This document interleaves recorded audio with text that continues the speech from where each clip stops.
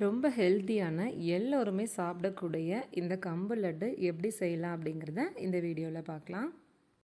Follow பண்ணிவிட்டு video ஃபுல்லாக பாருங்கள். கம்பை எடுத்து ஒரு 4லிருந்து 5 தடவை நல்லா கழுவிட்டு காய வச்சு ட்ரை ஆனதுக்கப்புறம் எடுத்திருக்கோம். அதை ஒரு பாத்திரத்தில் போட்டு நல்லா வறுத்துக்கலாம்.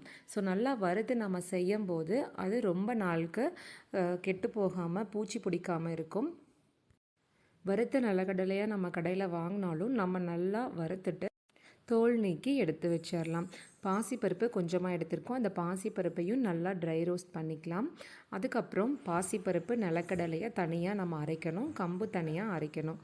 ஸோ கம்பு இப்போ தனியாக அரைச்சி எடுத்துக்கலாம். நல்லா நமக்கு எந்த அளவுக்கு நைஸாக வேணுமோ அந்த அளவுக்கு நல்லா அரைச்சி எடுத்துக்கலாம்.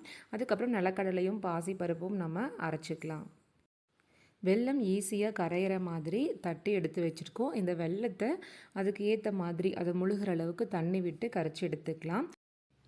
அரைச்ச கம்பு மாவு, நிலக்கடலை, பாசிப்பருப்பு இந்த 3ஐயும் ஒரு பாத்திரத்தில் மாற்றிட்டு வெல்லத்தை கொஞ்சம் கொஞ்சமாக நமக்கு போதுங்கிற அளவுக்கு ஊற்றி நல்லா மிக்ஸ் பண்ணி எடுத்துக்கலாம். கீ வேணும் அப்படின்னா நம்ம கீ ஆட் பண்ணிக்கலாம். முந்திரி, திராட்சை உங்களுக்கு என்ன வேணுமோ அதை கீயில் போட்டு நம்ம அதில் ஆட் பண்ணிக்கலாம். ஆட் பண்ணிவிட்டு கடைசியில் நல்லா உருண்டை பிடிச்சோம் அப்படின்னா ஹெல்த்தியான கம்பு லட்டு ரெடி ஆயிரும். ஸோ ட்ரை பண்ணி சாப்பிட்டு பாருங்கள். உங்களுக்கு மில்லட்ஸ் லட்டு தேவைப்படுதுன்னா டிஎம் பண்ணுங்கள், டீட்டெயில்ஸ் சென்ட் பண்ணுறேன்.